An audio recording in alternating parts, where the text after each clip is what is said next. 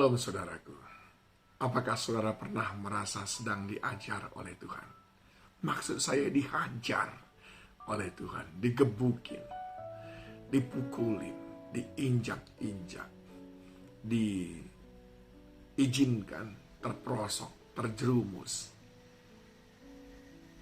Tentu membayangkan hal itu, saudara pasti langsung ingat masa-masa sukar yang mungkin pernah saudara alami. Dan sering sekali kita gagal memahami mengapa hal itu harus kita hadapi. Tetapi hari ini saya ingin mengajak saudara mendapatkan kebenaran dari keadaan tersebut.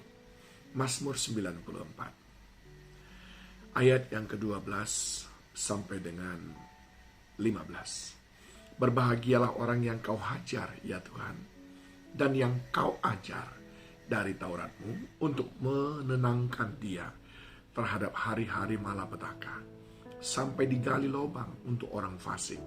Sebab Tuhan tidak akan membuang umatnya, dan miliknya sendiri tidak akan ditinggalkannya. Sebab hukum akan kembali kepada keadilan, dan akan diikuti oleh semua orang yang tulus hati. Mengapa Tuhan menghajar kita? Dan mengapa dikatakan berbahagialah orang yang dihajar oleh Tuhan? Bukankah sering sekali kita merasa kita sedang menjadi orang yang sangat tidak dikasihi Tuhan? Tapi Alkitab berkata, Tuhan menghajar orang yang dikasihinya.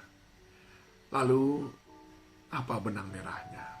Yang pertama, saudaraku, kita berbahagia kalau dihajar oleh Tuhan, karena itu adalah cara Tuhan mempersiapkan kita untuk menghadapi hari-hari yang mungkin lebih sulit yang ada di depan mata kita. Sehingga kita, sekalipun kelak, harus menghadapi hari-hari yang sulit itu, kita tetap cakap. Bukankah dia berkata, engkau dengan kekuatan yang datang daripadaku, cakap menanggung segala perkara. Jangan mengeluh kalau Tuhan sedang menghajar kita, lewat usaha kita yang kurang berhasil, lewat anak-anak kita yang mungkin tidak seperti yang kita inginkan. Jangan mengeluh, sebab di sana ada maksud baik dari Tuhan. Semuanya untuk mendatangkan kebaikan, bukan?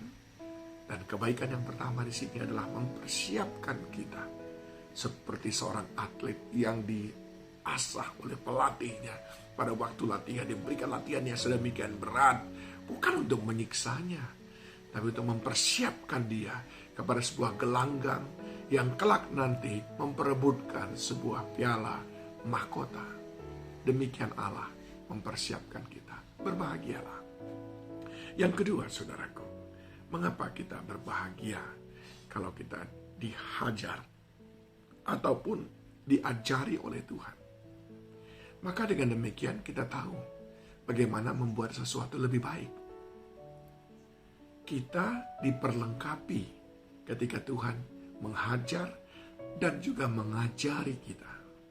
Kita sedang diperlengkapi untuk hal-hal yang lebih besar. Bukankah sering sekali lewat kegagalan kita memetik pelajaran? Dan dari situ kita mulai distimulasi, didorong, dirangsang untuk berpikir lebih kreatif, untuk bekerja lebih rajin. Itu adalah pelajaran yang kita petik dari situ, saudaraku, ketika ada kegagalan yang kita hadapi. Dan yang ketiga adalah, dia berkata apa? Sebab Tuhan tidak akan membuang umatnya, dan miliknya sendiri tidak akan ditinggalkannya. Yang ketiga, Tuhan mau saudara dan saya betul-betul merasakan sendiri penyertaan Tuhan, bahkan di masa-masa titik terendah dalam hidup kita sekalipun. Bagaimana saudara berkata, Tuhan ada ketika aku sedang dalam terpuruk, kalau saudara tidak pernah terpuruk? Bagaimana saudara mampu berkata, Tuhan sungguh sanggup membalikkan keadaan, kalau saudara tidak pernah berada dalam keadaan yang tidak saudara inginkan? Dan itu sangat menolong kita untuk membangkitkan iman kita tentang siapa Dia yang mengasihi kita. Ketika Tuhan menghajar kita dengan situasi yang tidak kita inginkan, itu adalah cara Tuhan untuk menyadarkan kita untuk mengingatkan kita, untuk kita mendapatkan pengalaman bahwa Dia tidak pernah meninggalkan kita. Dia hadir, Dia bukan membuang kita, tapi Dia mempersiapkan kita. Dia bukan membuang kita, menghajar kita, tapi Dia sedang memperlengkapi kita.